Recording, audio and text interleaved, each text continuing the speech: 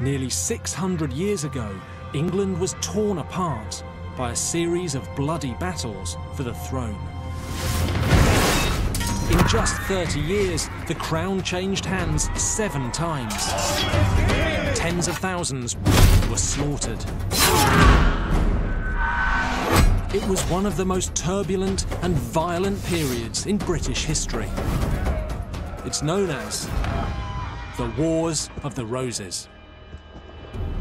The bloodshed began when a bitter power struggle erupted between the Queen of England, Margaret of Anjou, and one of the country's most powerful nobles, Richard, Duke of York.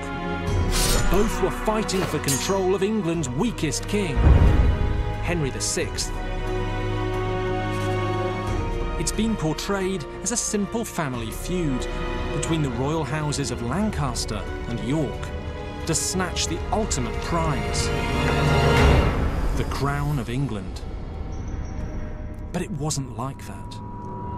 I want to show you a very different version of history, one in which the Wars of the Roses are started not by hatred, but from a noble desire to do the right thing, in which the real villain isn't scheming Yorkists or belligerent Lancastrians, but a man so feeble-minded and vacuous he allows a wound to open in his country that takes half a century to heal. He is Henry VI, the Mad King.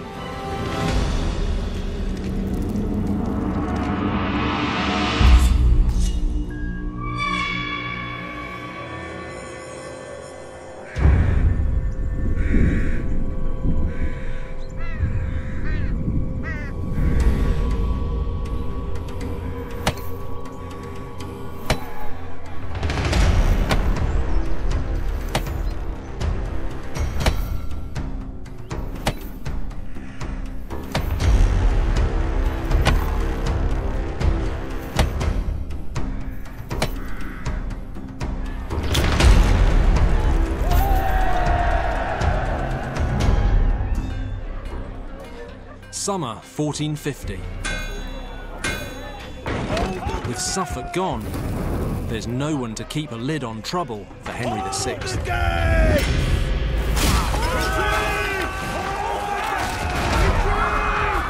Armed rioters stormed the gates of London. They rampaged through the city in an orgy of violence. What England needs right now is a strong king to take control and end the bloodshed. Unfortunately for England, that man is not Henry VI. His dad, Henry V, is famous for beating the French at Agincourt, but this Henry's never even seen a battlefield. He's shallow, pious and foolish, totally out of his depth. He should crush the rebels. Instead, he tries to placate them. He hands them the corrupt and hated treasurer, Lord Say. It only makes things worse. The rebels set up a kangaroo court here at the Guildhall, the commercial heart of the city. They try and they execute Lord Say and his son-in-law. Now, throw in the Duke of Suffolk, and that's 3 of the country's leading nobles murdered by an angry mob. England is dissolving into anarchy. In the mounting chaos, Henry abandons London for the safety of Kenilworth Castle in the Midlands, leaving London's mayor to deal with the rebels. The revolt comes to a bloody climax on London Bridge. The Lord Mayor and his troops push the rebels back across the river and lock the city gates, but the fighting goes on all night. In the morning of July the 9th, this narrow river crossing is packed with bodies, and hundreds more have floated away in the Thames below. At enormous cost, the Lord Mayor has put the rebels down. For now, it's no thanks to the king. Henry may have run for it, But rather astonishingly, there is one royal who has stayed behind. His French wife, Margaret of Anjou. In the king's absence, Margaret acts quickly to damp down the chaos. She promises to pardon any rebels prepared to give up and go home. The royal pardon seems to work. Most of the rebels disperse, grateful to the Queen for saving their skins. But if anyone thinks the Queen is a shrinking violet, they're in for a nasty shock. By the time Henry returns to London, any rebels that haven't had the good sense to accept the Queen's pardon have been gathered together for the King's attention.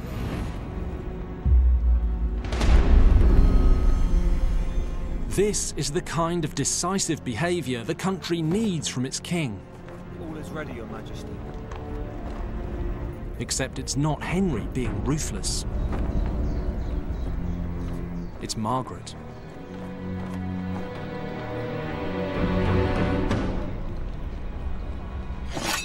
Come on! No! No! Come! Requiem aeternam Dones Domine Rescatem.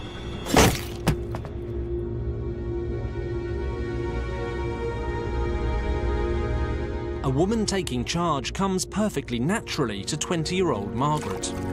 Her mother ran the French Duchy of Anjou while her dad was rotting in an enemy jail. Now it's her turn to step up.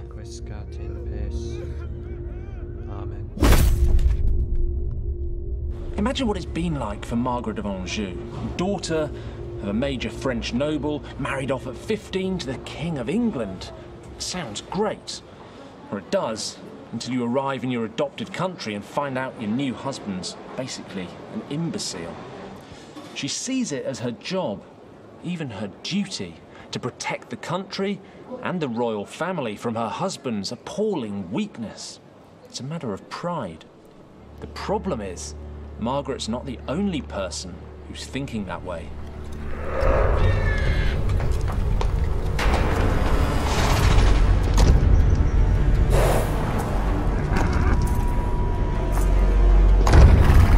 Richard, Duke of York, the King's cousin, and, as Henry and Margaret are childless, heir to the throne. As a seasoned military man who rules Ireland for the King, he has an extremely well-developed sense of his own importance. He's decided it's his job to come home, support the King, and save the country from further anarchy. This is unlikely to go down well with Queen Margaret.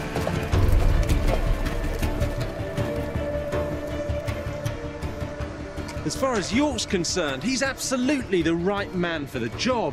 What he's not is subtle.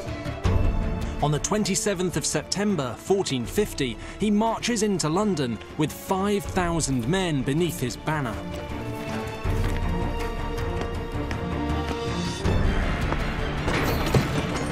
York bursts through these doors to Westminster Palace, where Parliament's meeting. He's come to sort things out, but he goes at it like a wrecking ball.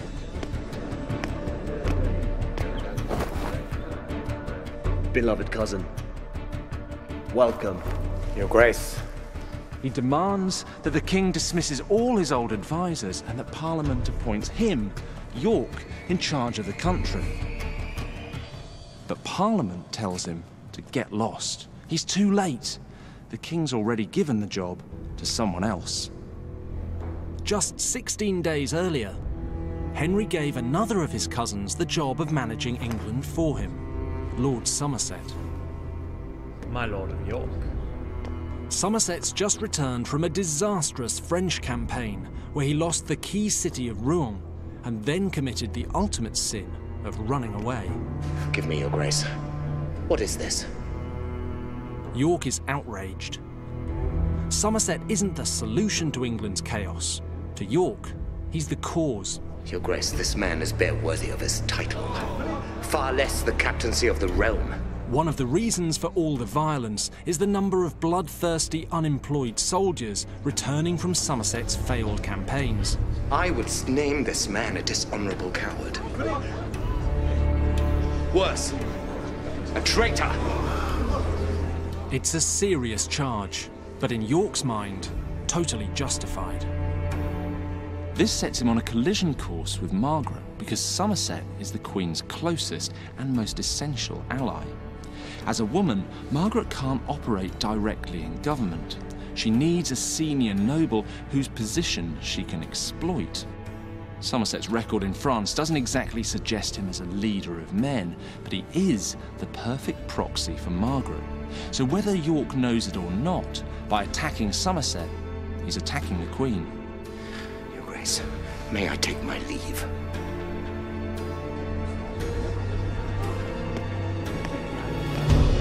York's absolutely certain that he should be in charge. Margaret's absolutely certain she should be in charge. Even though both want the best for the country, their good intentions threaten to tear it apart.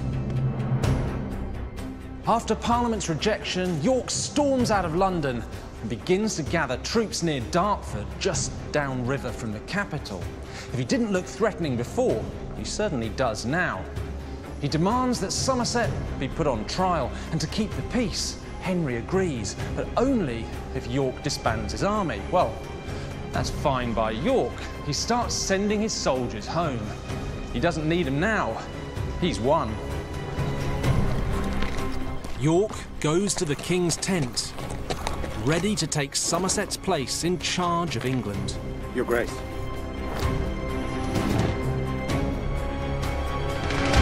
Instead, he finds Somerset still at the King's side. It's a trap.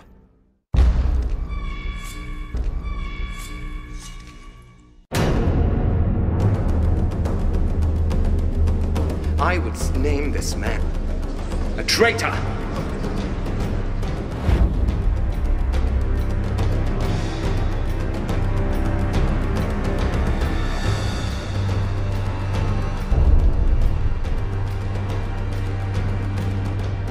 Somerset keeps the top job at the King's side. It doesn't go so well for York. York's forced to ride back through the streets of London between his captors, effectively a prisoner. He's brought to the great medieval cathedral of Old St. Paul's.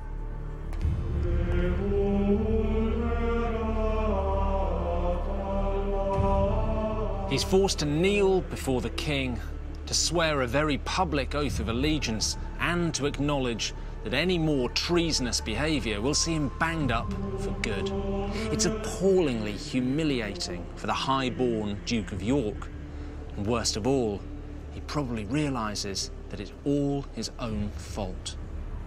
With York back in his box and her man Somerset in position, Queen Margaret's got it all under control. In spring 1453, after 8 years of anxiety and ridicule, Margaret finally fulfills the most basic duty of queenship. She becomes pregnant. If she produces a boy, her position and her power as mother of the heir to the throne will be unbreakable. Fortune is at last smiling on Henry's troubled reign. But it's too good to last. New troubles are brewing for Henry 200 miles away. England has been at war with France for more than 100 years, and in Henry's reign, it's been one disastrous campaign after another. He's lost Champagne, Normandy, Brittany. Now there's just one significant part of the vast Plantagenet Empire left: Gascony. Excellent, Your Majesty! Henry is with a hunting party when the latest news comes from France.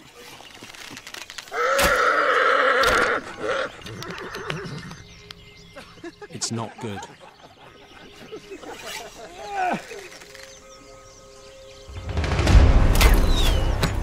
His army's been routed at the Battle of Castillon. Gascony has fallen. What? It's the final collapse of a 300-year-old empire that once controlled more of France than the French. The greatest legacy of the Plantagenet dynasty has been snuffed out on Henry's watch.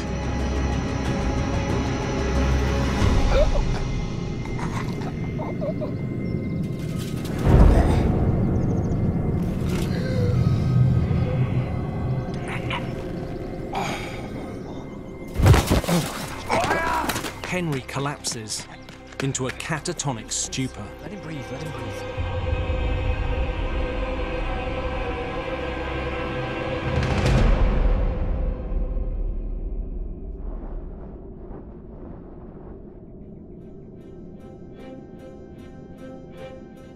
Nothing can rouse Henry from his senseless trance.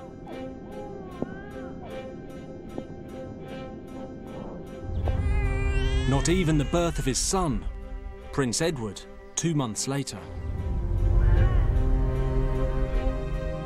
Queen Margaret tries to keep a lid on the state of the king, hoping desperately that he will wake up. Margaret and Somerset can't enforce any decisions without a conscious monarch's seal of approval. A power vacuum is developing at the heart of government. The Queen needs to fill it, and fast. Margaret's first move takes place in October 1453, here at Westminster Abbey, when she appoints Somerset as godfather to the new prince. Now, with the king conspicuous by his absence, this is a powerful statement. If there are any doubts that Somerset is the Queen's man, well, there isn't any more. But this is more than just a show of solidarity with her ally. This is a power play by Margaret. She's planning to govern England using the authority of the baby prince. For that, Margaret needs the backing of the nobles. So she gets Somerset to call a great council to acknowledge the baby prince as heir to the throne and sideline the Duke of York, the previous heir, at the same time. Unsurprisingly, York's not invited, but Margaret's plan backfires spectacularly. York's allies in the council insist that he attends. My lords, I greet you well. And when he arrives, he refuses to debate the status of the new prince. Instead, he has one of his closest supporters denounce Somerset as a traitor again. This time, there's no pliable king for Somerset to hide behind. And York knows it.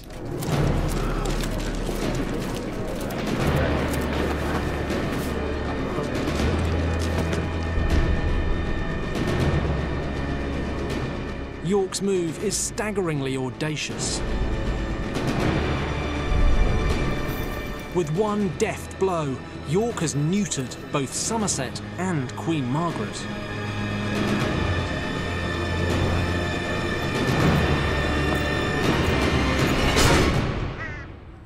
Somerset is banged up in the Tower of London. Queen Margaret is suddenly isolated from power. Desperate to claw back control, she does something completely outrageous. There's evidence of it here at the British Library, in a rare 500-year-old document. The Queen publishes a bill of 5 articles, and they're recorded in this contemporary document. The first is that she desireth to have the whole rule of this land. She wants to appoint the Chancellor and the Treasurer and all the officers of state. She wants to decide who gets to be a bishop. And she wants to have sufficient livelihood assigned her for the king and the prince and herself. And that's a sensational list of demands. It amounts to all the powers of a king. You have to admire her. She doesn't do things by halves. To Margaret, this makes perfect sense. She sees nothing particularly strange in a woman taking power. After all, she's seen her mother do it for years. But that was in a duchy in France. She's talking about an entire country, and she's completely misjudged the reaction of the English nobles. The idea of being governed by a woman, and even worse, a French one, is way more than they can stomach. Margaret's ideas are kicked out of the door. With the king still senseless, there's only one option left to govern the country. On the 27th of March, 1454, York finally gets what he wants. He's made protector of the realm, and to begin with, he makes a pretty decent fist of creating an inclusive government. He stamps out some long-running, bloody, noble feuds in the north and brings some desperately needed stability to the country. Now, this all proves to York, who's not a man short on vanity, that he was right all along. He really is the best man for the job.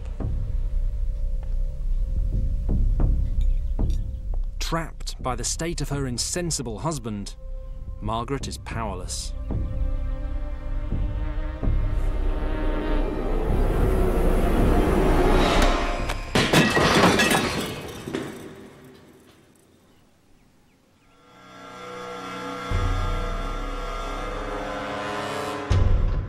Aided by his close allies like the Earl of Warwick, York is the man of the hour.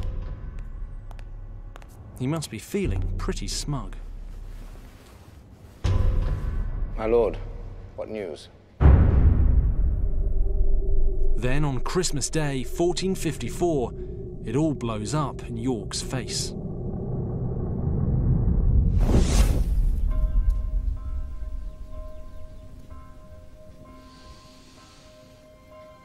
Henry wakes up.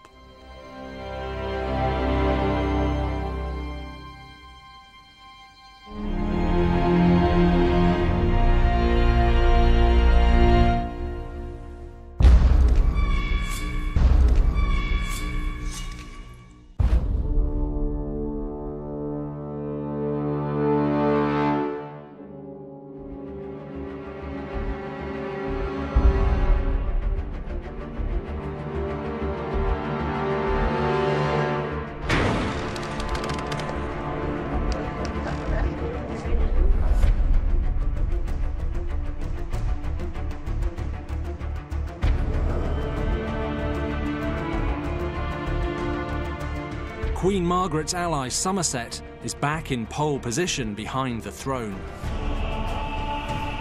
And the Queen is back on top, exactly where she wants to be. York is furious. As far as he's concerned, Somerset's a coward and a traitor, and he has no business running England. But York has bigger problems. He's fallen out with the Queen, and he's put Somerset in the Tower. He can expect them to repay the compliment. So he has a choice. He can retire quietly to one of his castles in the north and sulk and pray that Somerset and the Queen don't come for him. Or he can strike at them first. For a bull-headed man like York, that's no choice at all. What York does next is perilously close to treason. He raises an army and marches south towards London. The moment the Queen hears, she sends Somerset north to head him off, raising troops as he goes. On May the 22nd, 1455, the two sides meet here at St Albans. York has around 3,000 men with him. He has one simple aim: take out the Queen's man Somerset and gain control of the king.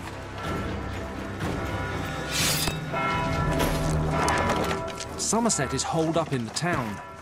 He's managed to throw together an army of just 2,000.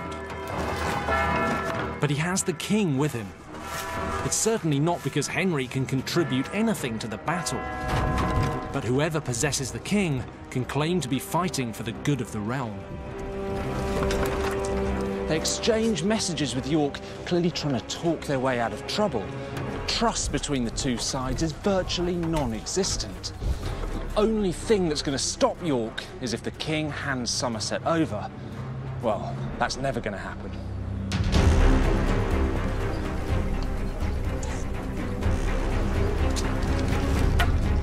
Negotiations are going nowhere. Warwick, the choices are few. It's York's closest ally, Warwick, that makes the first move in the first battle of what will become known as the Wars of the Roses.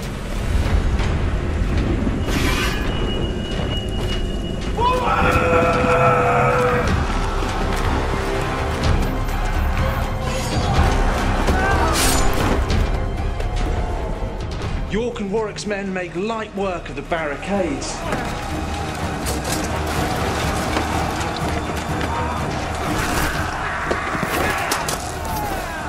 They storm through the narrow streets, cutting down the king's men.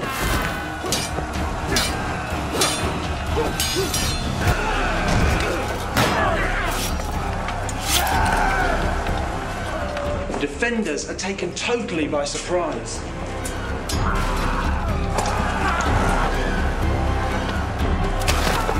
York's men capture the king and secure him in the abbey.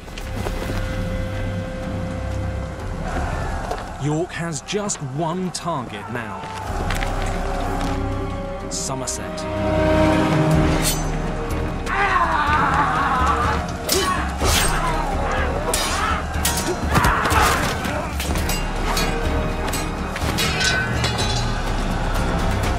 Under the medieval rules of war, a high-born noble like Somerset expects to be taken prisoner.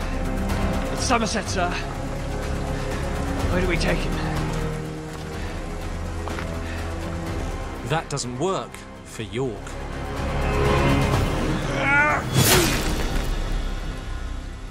Somerset's not the only great noble to die at York's hands.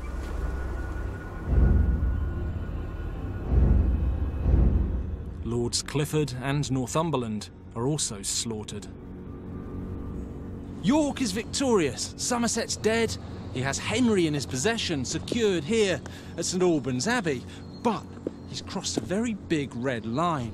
He's attacked the king's army. He's killed 3 of the country's senior nobles. And along the way, he started a blood feud with their relatives that'll last for 30 years.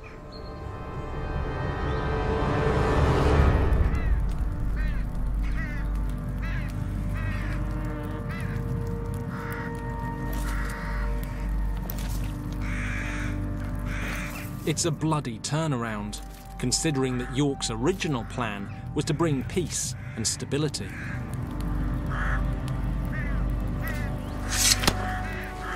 He's done exactly the opposite.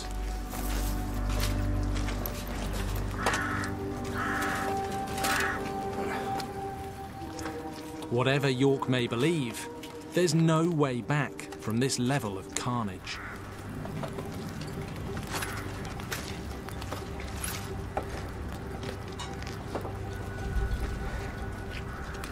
Your Grace, the King.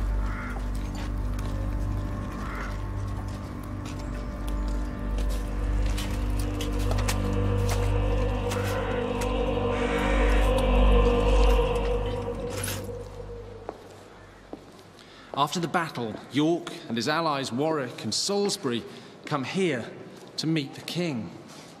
They fall to their knees before him and profess their loyalty. All they ask in return is that he makes them his advisors, and of course he agrees. But it's not like he has very much choice. Henry VI has now become a puppet, passed from hand to hand, and whoever holds the king rules England. York gets himself reappointed Lord Protector, but his position is legally tenuous. For a start, Henry's clearly not incapacitated this time. And when York starts giving away all the best jobs to his allies, it's obvious that this is a narrow clique, not a unified government. This will be his downfall. Your Grace.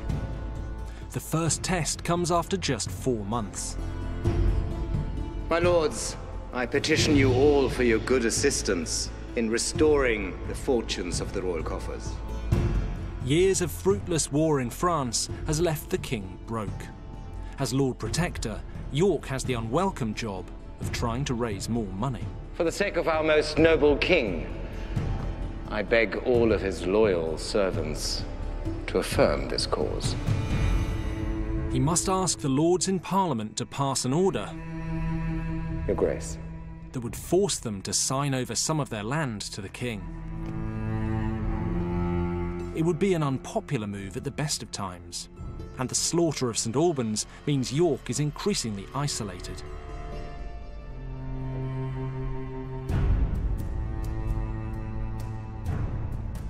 Aye. Nay. Aye. Nay. Nay. Nay. Nay. Nay. Nay. Nay. His order is kicked out of Parliament.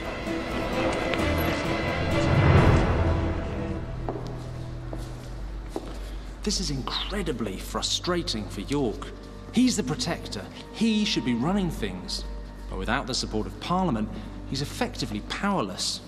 Forced into a humiliating climb down, York resigns the protectorate and heads north. Everything he did here at St. Albans, all the blood that was shed, it was all for nothing.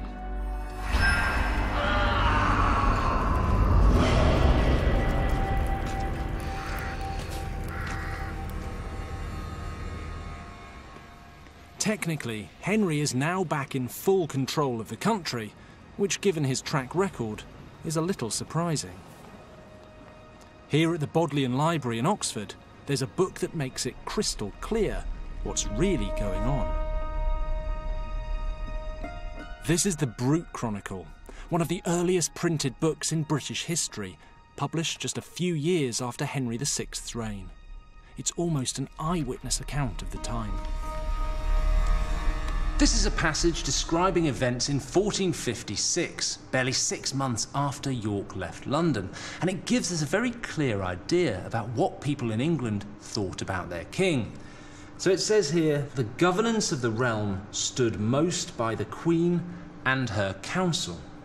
And then a bit further down, it is to be noted that every lord in England at this time durst not disobey the Queen, for she ruled peaceably all that was done about the king. And that leaves us in no doubt. It's Margaret wearing the trousers in the marriage, but more importantly, running the country. And actually, she does a pretty good job, which shouldn't be surprising because both York and Margaret share the same aim: stabilising England. But their mutual hatred has gone too far. Controlling England is no longer enough for the Queen. She wants York out of the way, permanently. And she's more than happy to do the job herself. Acting in the name of her husband and son, she recruits an army to take York down.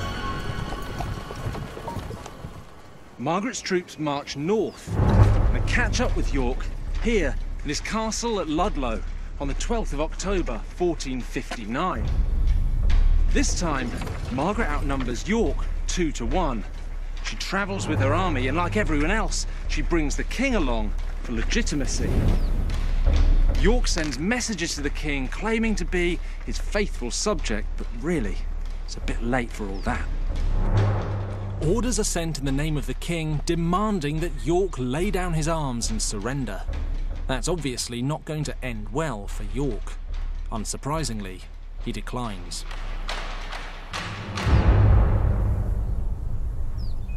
From up here on the battlements, York's men can clearly see the royal standard fluttering in that field over there.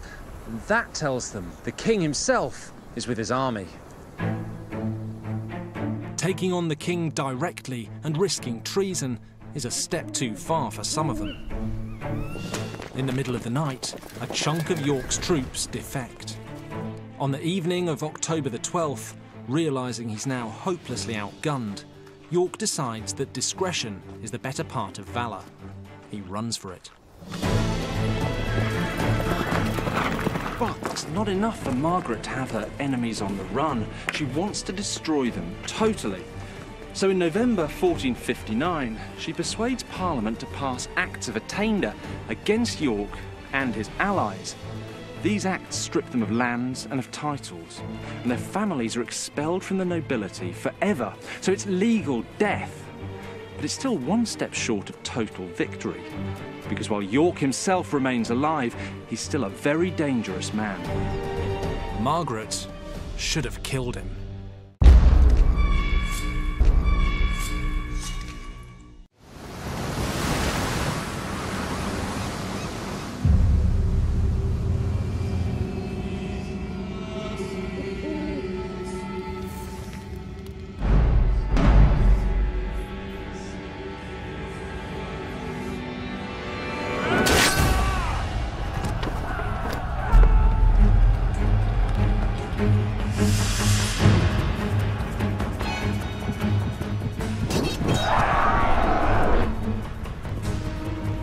The king is brought back to London in the custody of York's ally, Warwick. With Queen Margaret now in hiding, it's safe for York to return to England. But he knows it's only a matter of time before Margaret returns to take control of her husband and the kingdom. York's tried politics. He's tried force. Neither have worked. To stop the Queen, he needs to do something radical. York marches to London, not under his own arms of the House of York, but under the arms of England. Only one man is allowed to do that: the king. York has made his decision.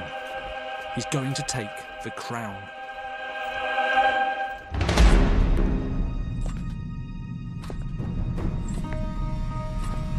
On the 10th of October 1460, York storms into the Painted Chamber at Westminster, his sword held out before him, and demands they take the crown from Henry and give it to him. Even his closest allies are horrified. But the truth is, York does have a genuine claim. Henry VI is only on the throne because his grandfather snatched it from the rightful king. Henry's grandfather unrightwisely usurped the throne. And if that hadn't happened, York's claim to the throne would be just as strong as Henry's, because both of them are descended from Edward III. The right and estate of the crowns of the realms of England and of France belong to Richard, Duke of York. Parliament is thrown into chaos. If they side with Henry, York has troops stationed outside, armed to the teeth. If they side with York, they risk civil war by deposing an anointed king.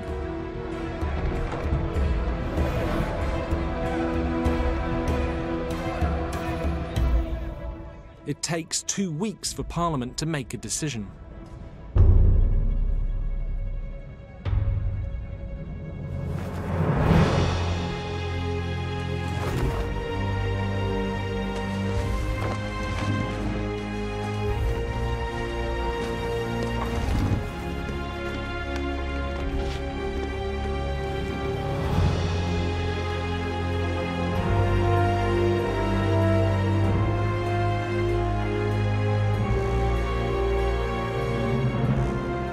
York doesn't quite get the crown, but he does get the next best thing.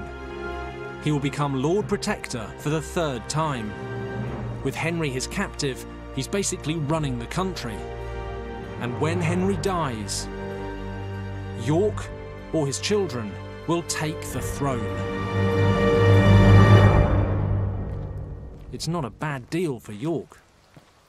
But for everyone else, it's a messy compromise, and pretty much all it guarantees is that the bloodshed won't stop. For Margaret, this is intolerable. Her son, Prince Edward, is effectively disinherited. Since York's return, Margaret's been hiding out in Scotland, but now she writes to her allies in England, asking them for support. She must know that York's coming for her son and for her. After all, Edward's the only remaining opposition to York's claim, and she's York's sworn enemy. York is holding all the cards. He's heir to the throne again, he's got the king in his control, and he's Lord Protector. All he needs now is Margaret. Wasting no time, York heads north himself to bring in the Queen. These are the remains of Sandal Castle, York's stronghold near Wakefield. Now York arrives here on December the 21st, 1460, fresh from his success in London, with his confidence and his self-importance brimming over. But he set off after Margaret so fast, he has just 6,000 troops with him. York's overreached himself again. As he looks out from the walls of Sandal Castle, it's clear he's massively underestimated the strength of support for Margaret. In fact, by the time he closes the castle gates, a huge army is gathering against him. York's outnumbered 2 to 1. Outmanned and undersupplied, York spends a meagre Christmas, virtually besieged at Sandal. But all he has to do is wait for reinforcements. On December the 30th, York lets his self-confidence get the better of him for the last time. One of his foraging parties is attacked. Now what he should do is wait for reinforcements to arrive before retaliating. But sitting on his hands has never been one of York's strong points.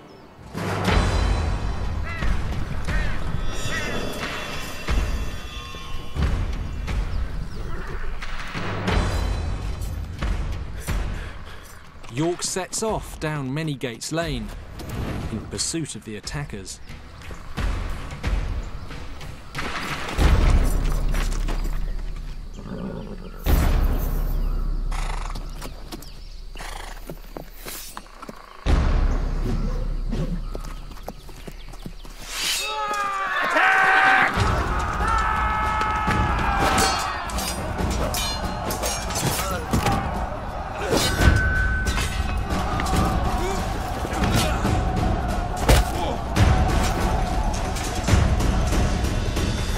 With a little less pride and a little more caution, York might actually have taken the throne.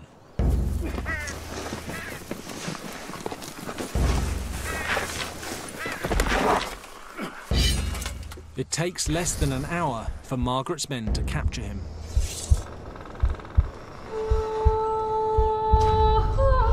They mock York with a bloodied paper crown.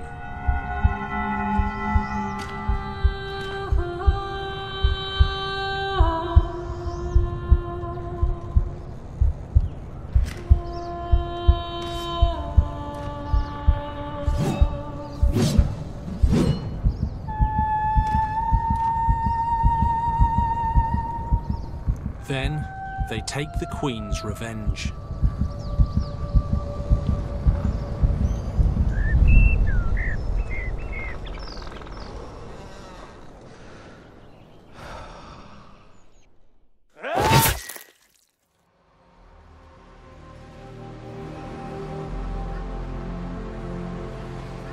His head is stuck on a pole and displayed above the Micklegate, here in York, with the paper crown still in place. Margaret's final victory over York should end the violence, but it can't. The rivalry between York and Margaret has torn deep divisions across England. The fires of hatred will keep burning for decades. So who's the real villain here? Is it Margaret of Anjou? A woman desperate to stop her husband's rule from collapsing and to save her son's rightful place? Or is it Richard, Duke of York, a man who begins with honourable intentions to save England? In truth, I think it's neither. Both of them were trying to protect England from the real culprit, the feeble-minded Henry VI. It's his weakness that forced the people around him to try and shore up the kingdom for him, making enemies of each other and kick-starting the decades of bloodshed that we now call the Wars of the Roses. Next time, York's son Edward takes the crown with his father's great ally Warwick at his side. But the Kingmaker goes rogue, plunging the country into yet more bloodshed.